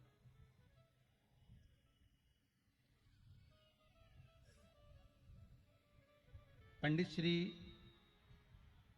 रामानुज जी पाठक आचार्य जी ने यह प्रश्न किया है, जहां भी बैठे हैं उनके चरणों को प्रणाम है, ब्राह्मण देवता के चरणों को बहुत बहुत साधुवाद। आपने बहुत अच्छा प्रश्न किया है आचार्य जी, आपको चरणों में नमन करता हूं। विराजिए, बहुत सुंदर प्रश्न है। शिवलिंग घर में पूजन में 2 रख सकते हैं क्या, आपका प्रश्न है आचार्य जी। शास्त्र रीति कहती है शिवलिंग घर में 1 होना चाहिए, और हमने पहले भी कहा है कि मूर्ति शिवलिंग या भगवान कृष्ण या राम जी या ठाकुर जी या जगदम्बा जी जिसकी आप पूजन कर रहे हो, वो घर में अंगुष्ठ आकृति से बड़े नहीं होना चाहिए। भगवान की मूर्ति जमीन पर अपना हाथ रखकर देखिए और इस अंगूठे को लंबा कर कर देखिए, बस इससे बड़े प्रतिमा घर के अंदर ना हो। अगर है तो इसका मतलब ये नहीं कि तुम उसको उठाकर कहीं रखे हो, है तो उसकी सेवा करो, पर कैसी सेवा करना है, इस अंगुष्ठ आकृति से जितनी छोटी छोटी छोटी छोटी मूर्ति होती है उसको सेवा कम करना पड़ती है, जितनी बड़ी मूर्ति होती चली जाती है उसको सेवा ज्यादा करना पड़ती है। जैसे घर में छोटा बच्चा रहता है, उसको कुछ भी पहना दो, कैसे भी पहना दो, दूध पिलाओ, सुला दो, पटक दो, खिलौने के साथ खेलता रहेगा। बच्चा बड़ा हो गया, उसके मनपसंद कपड़े चाहिए, मैं ये नहीं पहनूंगा, मुझे ये नहीं पहनना, मुझे ये नहीं पहनना, मुझे वो नहीं पहनना, उसके पसंद का। तो मूर्ति बड़ी है, उसकी सेवा। मान लो घर में 2 शंकर जी हैं, आचार्य जी ने केवल स्वयं के लिए नहीं, संपूर्ण जितने इस शिव महापुराण को सुन रहे हैं, पूरे विदेश में देश में जहां जहां लोग फेसबुक यूट्यूब के माध्यम से इस पावन कथा को श्रवण कर रहे हैं, बहुत ध्यान से, बहुत सुंदर प्रश्न आचार्य जी ने करा है, पाठक जी ने। घर में मान लो 2 शिवलिंग है तो फिर करना क्या है, उसका क्या करें। शिव महापुराण की कथा कहती है एक शिवलिंग को आप भगवान शंकर का नर्मदेश्वर स्वरूप मान लो, और एक शिवलिंग को आप काशी का विश्वनाथ का स्वरूप मान लीजिए और उसकी सेवा में लगे रहिए। इसका मतलब यह नहीं है कि 2 शिवलिंग है तो आप उठाकर उसको पीपल के पेड़ के नीचे रखिए आओ, या मंदिर में रखवा दो, या कहीं रखवा दो, नहीं। जैसे घर में जो बच्चा रहता है उसको हम किसी को दे नहीं सकते, माँ बड़ा पक्का मन बनाना पड़ता है तब जाकर अपने बच्चे को किसी को देती है, नहीं तो मायके तक छोड़ना पसंद नहीं करती अपनी औलाद को माँ। तो हमारे भगवान को कैसे छोड़ दे, हम हमारे परमात्मा को कैसे छोड़ सकते, हम उस परमात्मा को नहीं छोड़ सकते, हम कैसे त्याग। शिव महापुराण की कथा कहती है अगर शिवलिंग 2 हैं, ठाकुर जी 2 हैं, 2 गणेश जी हैं आपके घर में, तो इसका मतलब ये नहीं कि आप उठाकर कहीं रख के आ जाओ, उनको छोड़ कर जाओ, नहीं नहीं, अपने घर में रखो, सेवा करो, अर्चना करो। है हो सकता है बाबा की कृपा है, वंश बढ़ रहा है बाबा का, उसमें कोई दिक्कत, पर हाथ कर कर अगर घर में एक ठाकुर जी हैं तो ज्यादा ठाकुर जी लेकर मत आओ, आपके घर में एक शिवलिंग है ज्यादा शिवलिंग लेकर मत आओ, बाजार जाते हो ज्यादा वस्तुएं भगवान के लिए श्रृंगार लाओ, भगवान की सेवा का सामान लाओ, पर ज्यादा भगवान हमको लेकर जितना बने उतनी सेवा करो। धन्यवाद पाठक जी, बहुत बहुत साधुवाद। विराजिए, बहुत बहुत साधुवाद। आपके प्रश्न से कई लोगों को उसका फल मिला, बहुत बहुत साधुवाद। एक प्रश्न हो रहा है आपका, दर्पण, जो दर्पण होता है, कांच होता है, वो घर में कहां रखना चाहिए। शिव महापुराण के अनुसार तो हम वर्णन नहीं करेंगे, इसका भविष्य पुराण के अनुसार वर्णन करेंगे। भविष्य पुराण के अनुसार जिस कक्ष में आप निवास कर रहे हैं उस कक्ष में ध्यान देना कि जहां आप सोते हैं, सोते समय बिल्कुल पांव के सामने दर्पण नहीं होना चाहिए, इसका विशेष ध्यान रखें। आप सो रहे हैं, चरण आपका सामने है, दर्पण ना हो। जैसे हमारे यहाँ झाड़ू की महत्वता कही, जो झाड़ू होती है, बुआरी होती है, जिस झाड़ू को अपन झाड़ते हैं, ये महाराज 3 जगह पर नहीं रखना चाहिए।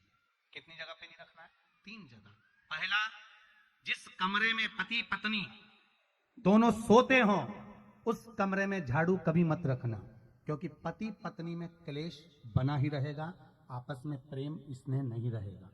जिस कक्ष में पति पत्नी सोते हों, रहते हों, उस कमरे में झाड़ू कभी नहीं होना चाहिए, बुआरी नहीं होना चाहिए। दूसरा, जिस कक्ष में, हॉल में लोग आकर बैठते हों और वहां कोई सोफा सेट लगा हो, कोई पलंग लगा हो, उस पलंग के नीचे, उस सोफे के नीचे झाड़ू नहीं होना चाहिए। सास और बहू का संबंध अच्छा नहीं रहता, विवाद होगा ही, ये पक्का है। तीसरा, अन्नपूर्णा का स्थान जहां पर भोजन बनता है, आप भोजन करते हो, रसोई घर में झाड़ू नहीं होना चाहिए। कारण, बच्चों में क्रोध आएगा, चिड़चिड़ प्रवृत्ति बनी रहेगी, और बेटा और बेटी संबंध आप करना चाहते हो समाज में, और बच्चे गलत जगह पर संबंध करने के लिए आतुर रहेंगे। इसलिए रसोई घर में बुआरी, झाड़ू नहीं होना चाहिए। 3 जगह विराजी बैठिए, 3 जगह पर बुआरी। कुछ चीजें ऐसी हमारे इसमें भविष्य पुराण के अंतर्गत बड़े बड़े सुंदर भाव वर्णन करें महाराज, उसको समझना है, हमारे जीवन में उतारने लायक। कई माताएं कहती है हमारे यहाँ क्लेश बहुत रहता है। क्लेश क्यों रहता है? उसका कारण तुम खुद जानती होगे कि क्लेश क्यों है।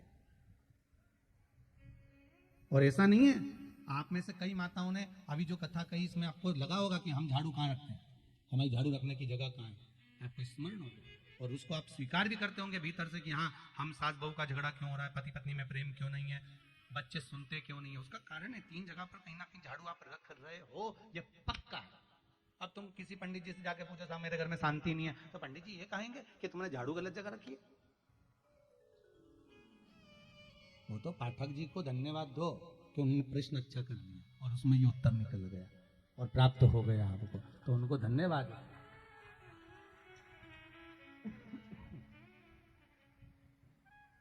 आपका नहीं, शिव महापुराण की कथा कर रही है, शंकर की कथा कर रही है, ओगड़दानी तरकालदर्शी की कथा कर रही है। माता पार्वती जी का भाग्य वर्णन किया, मैं बेटी नहीं भी आऊं, भगवान हिमालय राज ने कहा बेटी तो भी आना है, बेटी क्यों नहीं भी आएंगे, बेटी तो भी आना है। ललाट पर जो लिखा है, भाग्य में जो लिखा है, वो एक ही जगह पर कट सकता है। भाग्य की रेखा में जो लिखा हुआ है वो एक जगह पर जाकर काटा जा सकता है।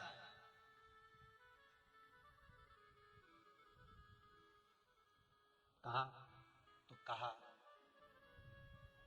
आप शंकर के दरवाजे पर जाओ, शिव की चौखट पर जाओ, शिव महापुराण में जाओ, गुरु के दरवाजे पर जाओ और गुरु के चरणारविंद की रज, गुरु के चरण नहीं, गुरु के चरणारविंद की रज अगर मिल जाए तो जैसे त्रिपुंड लगाते हैं, बस भगवान शंकर की चौखट की रज, शिव के दरवाजे की रज, काशी की रज, उज्जैनी की रज, मेरे वेद्यनाथ बाबा की रज, गंगा की रज मिल जाए, उसको मस्तक पर चढ़ाना है हमको, हमारा भाग्य पलटने में देरी नहीं, उसको चढ़ाना लगाना।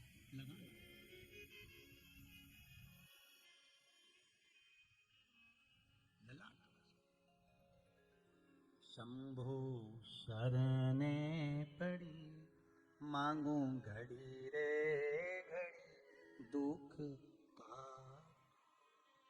दया करी ने दर्शन। हे शंकर कृपा दया के साथ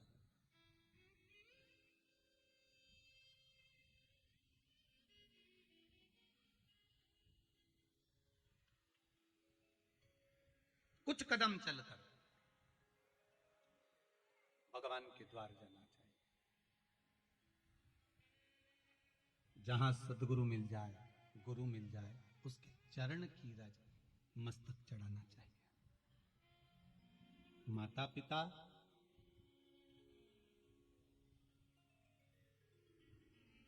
गुरु, परमात्मा, घर के बुजुर्ग, घर के बड़े, इनके चरणों की रज सुख देती है,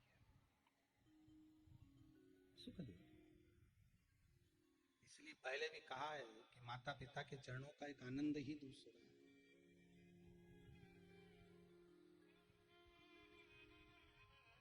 एक आनंद माई के दुधवन जैसन कऊ मिठाई ना मिली,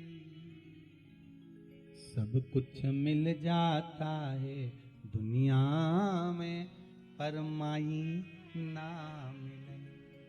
बड़ा मुश्किल से प्राप्त होते हैं माता पिता को, बड़े मुश्किल से। महाराज पार्वती को एक काम कह दिया, हिमालय राज ने कहा चिंता मत करो मीनावती, पार्वती के भाग्य में अगर नग्न वेशधारी है, भस्मी रमाने वाला, जटा जूट बांधने वाला, मृग छाला पहनने वाला है, टेंशन मत लेना। पति अगर ऐसा मिलना है इसके भाग्य में मिलेगा, पर पति के रूप में भी ऐसा पति मिलना चाहिए कि वो देवाधिदेव महादेव मिलना चाहिए। तो बात ऐसे वर को क्या वरूं जो जन्मे और मर जाए, वर वरूं मेरा सांवरा तो मेरा चूड़ा अमर हो जाए। जो बार बार जन्मे फिर मरे, फिर जन्म फिर मरण, फिर जन्म फिर मरण, तो ऐसा वर क्या वरना मुझे, मैं नहीं वरूं ऐसा वर।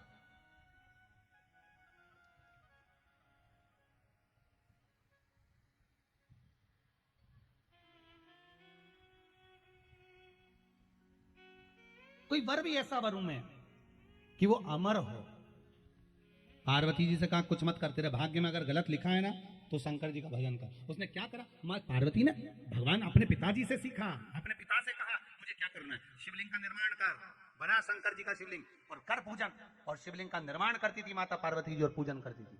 शिवलिंग की पूजन में ऐसी माता पार्वती रख गई, ऐसी रम गई, ऐसी रम गई कि खाना पीना सब छोड़ दिया।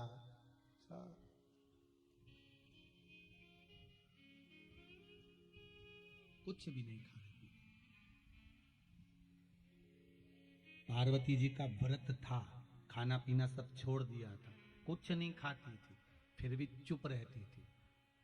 जिस दिन आपका व्रत रहता है, जिस दिन आप कुछ नहीं खाते हो, उस दिन पति के आधे से ज्यादा प्राण खा जाते हो।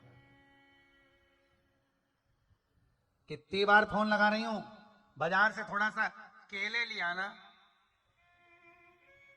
फोन ही नहीं उठा रहे हो। तो पति ने पूछा आज केले खाई के लिए मालूम नहीं है, आज मेरा एकादशी का व्रत है, आज मेरा व्रत है। पति भी आया बेचारा, केले लेकर आया, पत्नी से कहा ले कुछ खाएगी नहीं? क्यों? आज मेरी एकादशी है। अच्छा तो कुछ भी नहीं खाएगी? नहीं, सवेरे मैंने 2 गिलास दूध में बादाम डाल के ले लिया। अच्छा कितनी बजे लिया था? सवेरे 8 बजे लिया था। अच्छा और अभी तो 11 बजे नहीं, फिर अभी तो मैंने साबूदाने की खिचड़ी खा ली इतनी। अच्छा और फिर दोपहर में कुछ नहीं, मैंने राजगिरे के आटे का हलवा बनाया है और थोड़ी राजगिरे की पूड़ी, आलू की सब्जी और पपीता रखा है, वो खा लूंगी। फिर ये केले काय को बुलवाए? शाम को 4 बजे खाऊंगी। फिर रात को मैंने एक काम करा है, 5 किलो दूध मंगवा के उसकी रबड़ी बना के और उनको में अच्छा मखाना डाल के, इलायची डाल के रात को वो, तो इतनी सी रबड़ी से तेरा काम चल जाएगा? नहीं, मैंने थोड़ी चिप्स वेपर्स भी बुलवाई है, थोड़ी चिप्स तल ली है, वो खा लो। इतने में पति भी हाथ जोड़ के बोला तेरे जैसा व्रत तो दुनिया में शेर घाटी में कोई नहीं कर सकता, तेरे बराबर व्रत नहीं कर सकता कौन? इतना भारी व्रत, गजब गजब। शिव पुराण कहती है व्रत हो, उपवास हो, चाहे हमारा जीवन हो, भगवान को देना चाहिए। फूल जैसा होता है ना, फूल देखा, जब पुष्प बंद रहता है कली रहता है, फूल जब कली के रूप में रहती है तब उसको भगवान को देते हैं? जम के बोलो, नहीं। फूल जब खिल जाता है तब उसको भगवान को दिया जाता है। और फूल अगर मुरझा गया तो भगवान को दोगे क्या? नहीं दोगे। यही हमारा जीवन है। जब पुष्प कली रहता है, बचपन रहता है, बचपन भगवान को कोई देता है क्या? नहीं। फूल खिल गया मतलब जवानी आपकी आ गई, युवानी अवस्था आ गई। कई लोग कहते हैं युवानी कोई भगवान के भजन के लिए। शिव महापुराण की कथा कहती है फूल जब कली रहता है तो भगवान को नहीं देते, फूल जब मुरझा जाता है तब भगवान को नहीं देते, फूल जब खिला हुआ होता है तब भगवान को दिया जाता है। उसी तरह बचपन तुमने भले भगवान को नहीं दिया और अधेड़ी भले ना दी हो, बुढ़ापे का भरोसा नहीं, पर यह जवानी भगवान को समर्पित कर दो कि यह तेरी है। खिला हुआ पुष्प भगवान को दिया जाए, खिला हुआ पुष्प दीजिए।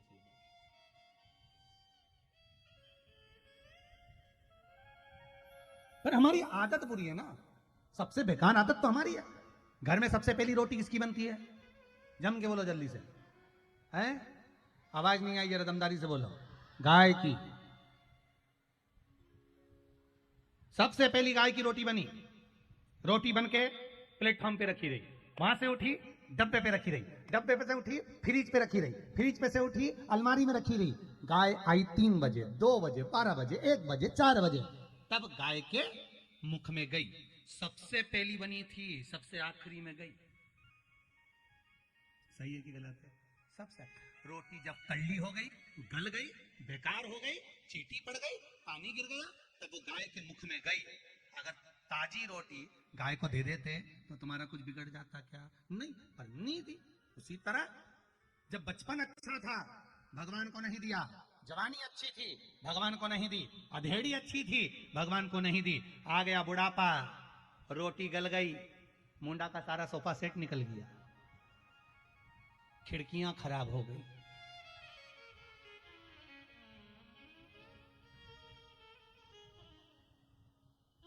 पूरा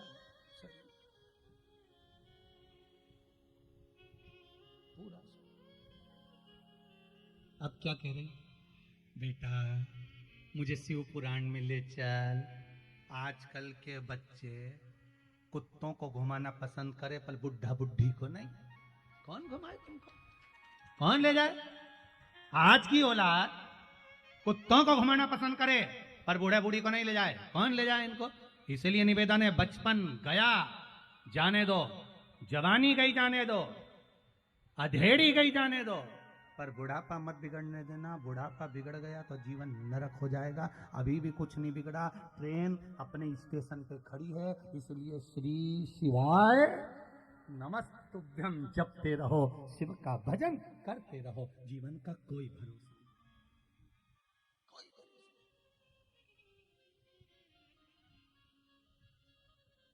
क्या भरोसा है?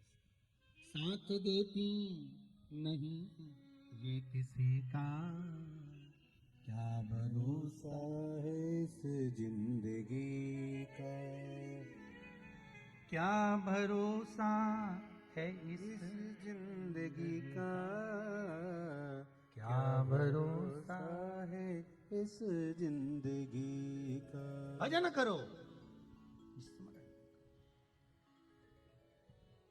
अब मन से कुछ नहीं तो भगवान का भजन भी नहीं आए ना, तो भगवान की आरती ही गुनगुनानी करो। थोड़ा बहुत नहीं आए भजन तो जगदीश हरे जगदीश हरे जगदीश हरे जगदीश।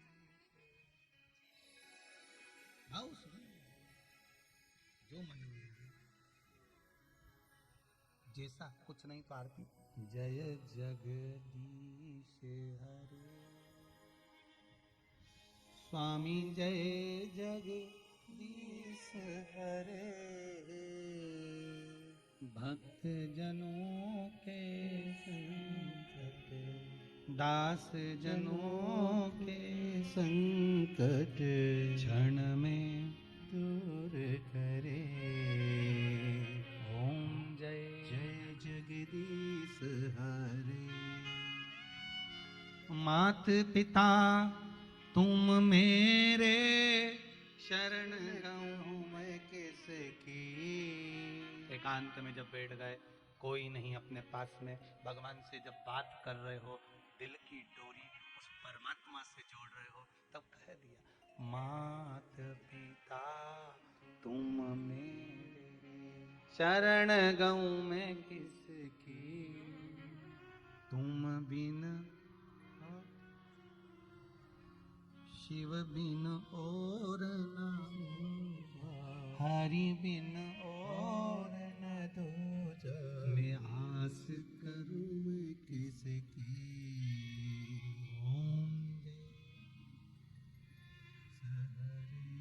माना हम पापी हैं, विषय विकार मिटा पाप हरो देवा। हे भोलेनाथ, ये जीवन में बड़ा कष्ट है, बड़ी बीमारी, बड़ा रोग, कष्ट हरो देवा। श्रद्धा भक्ति बढ़ाओ, सब में प्रेम बढ़ाओ, संतन की सेवा। ओम जय जग जगदीश हरे। क्या दूं मैं आप, मैं तो देने के लायक भी नहीं हूं। एकांत में बैठे भगवान से स्तुति करते हो, क्या दूं मैं आपको। तेरा तुझको अर्पण हरि का हरि को समर्पण, क्या लागे मेरा। क्या है संसार में हम लाए क्या थे, मुट्ठी बांधे आया जग में,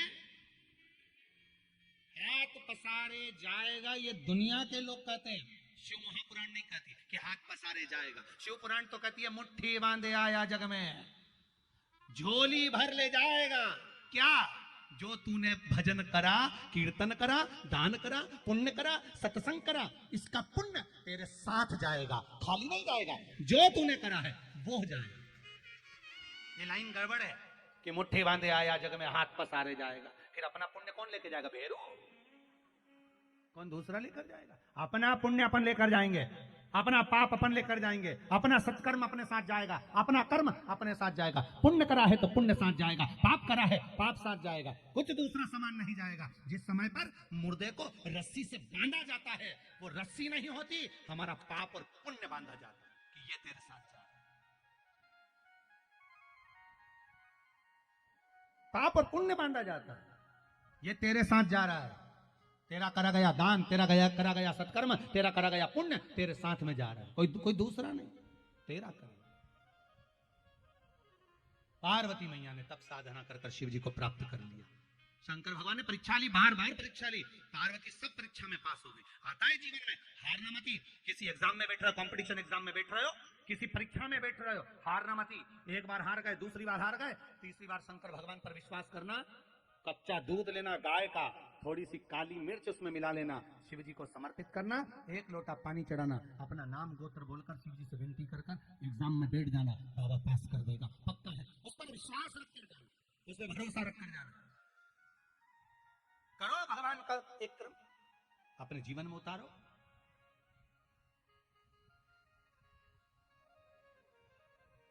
क्यों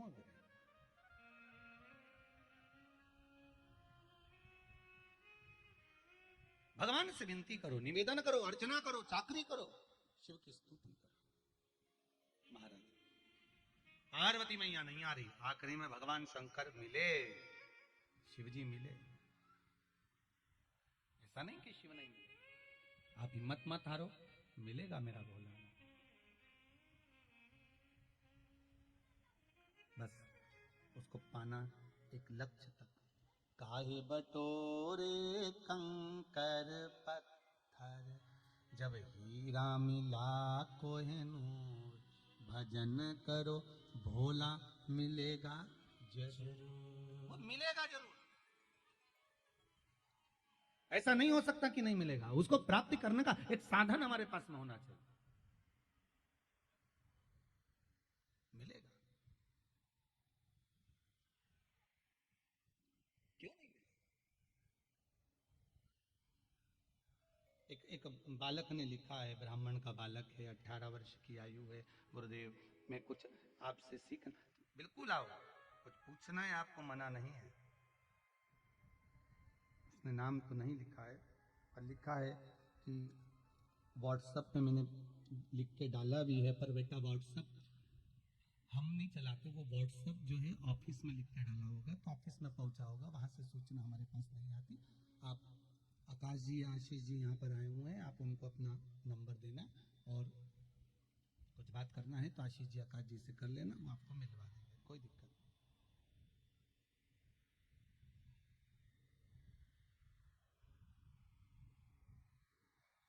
बड़े सुंदर सुंदर पत्र हैं आपके गुरुदेव।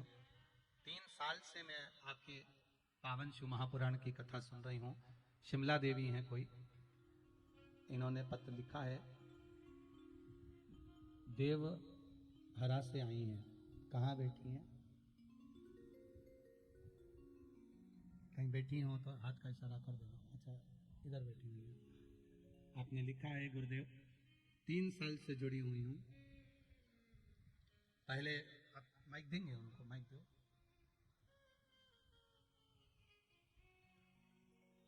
माइक को चाहिए। पहले स्वास्थ्य तबीयत बहुत खराब रहती थी, ठीक नहीं रहती थी। अब बाबा की ऐसी कृपा है गुरुदेव कि एकदम ठीक हूँ और बाबा ने सब कृपा कर रखी है, कोई चीज की मुझे कमी नहीं। श्री शिवाय नमस्ते बंदी जी, कहाँ से आए हुए आप? देवहरा से आई हूँ, भाई बुलाए हैं। अच्छा जी, यहाँ भाई मायका है मेरा, माइक पास में लो मायके है हाँ मेरा जी। जी। क्या नाम है आपका दीदी? शिमला दी। जी, आपने लिखा है 3 साल से कथा सुन रहे हैं, अब सब ठीक है, बाबा की कृपा है। मार्च से तो एकदम रेगुलर सुन रहे बाबा, अच्छा, मार्च से एकदम रेगुलर मेरा आपका आ रहा है कथा और रेगुलर सुन रहे। खाना नहीं बनाते लेकिन कथा सुनते हैं। हम सबको बोल देते हैं कि हम खाना आज नहीं बनाएंगे, बाबा जी को कथा सुनेंगे हम। बाबा की और कृपा। सब मेरे का शांत रहते बाबा, और सब जुड़ गए हैं, बच्चा पति हर कोई जुड़ गए आपके साथ। आपकी तबीयत ठीक है अब? जी, आप एकदम दिन भर सोए हुए रहते थे बाबा, लेकिन आपका एकदम बिल्कुल नहीं सोते हैं। बाबा की कृपा। श्री शिवाय नमस्ते। नमस्ते। बैठिए बैठिए, बहुत सुंदर भाव आपका, भाव से आनंद से। भगवान ओघड़ दानी है, त्रिकालदर्शी मेरा शिव मेरा कैलाशी है। भाव आपका हो, निर्मलता।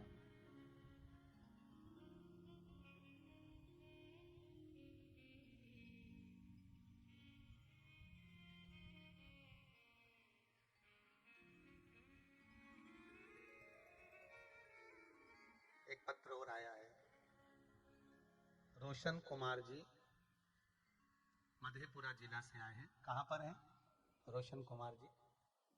वो पीछे है, माइक लेकर जाइए। देखो बाबा के भगत कितने, और बाबा ने कितनी कृपा कर रखी है।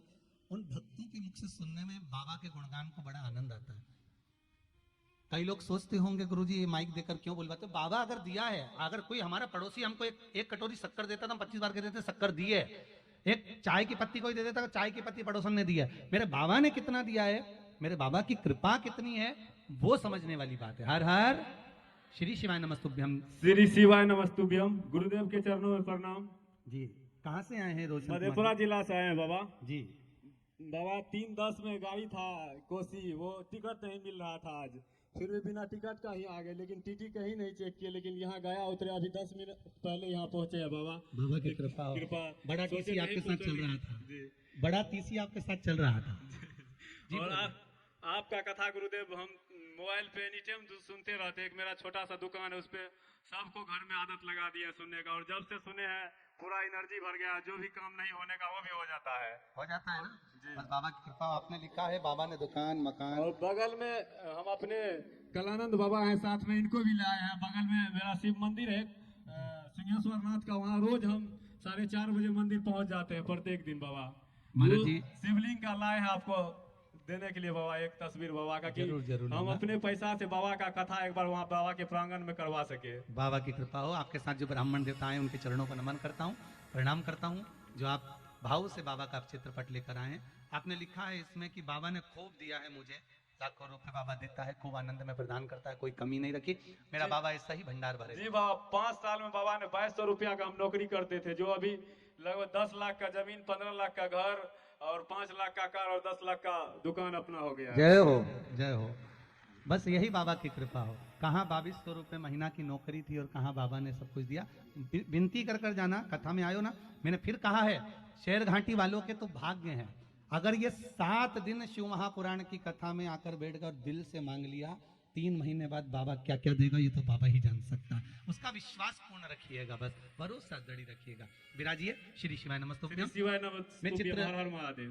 कथा के बाद में चित्र आपसे लेता हूँ। श्री शिवाय नमस्तुभ्यम। हर हर महादेव। शिव कृपा होती है ऐसी है। भगवान ओघड़दानी है, त्रिकालदर्शी, कैलाशी मेरा सुंदर। माता पार्वती मैया ने भगवान शंकर की आराधना करी, इतना भाव से आराधना मां जगत जननी पार्वती करी है कि शिव उनको प्राप्त हो, शिव मिल गए। और काहे बटोरे कंकर पत्थर, जब हीरा मिला कोई नूर, भजन करो भोला मिलेगा जरूर। वो मिलता जरूर है।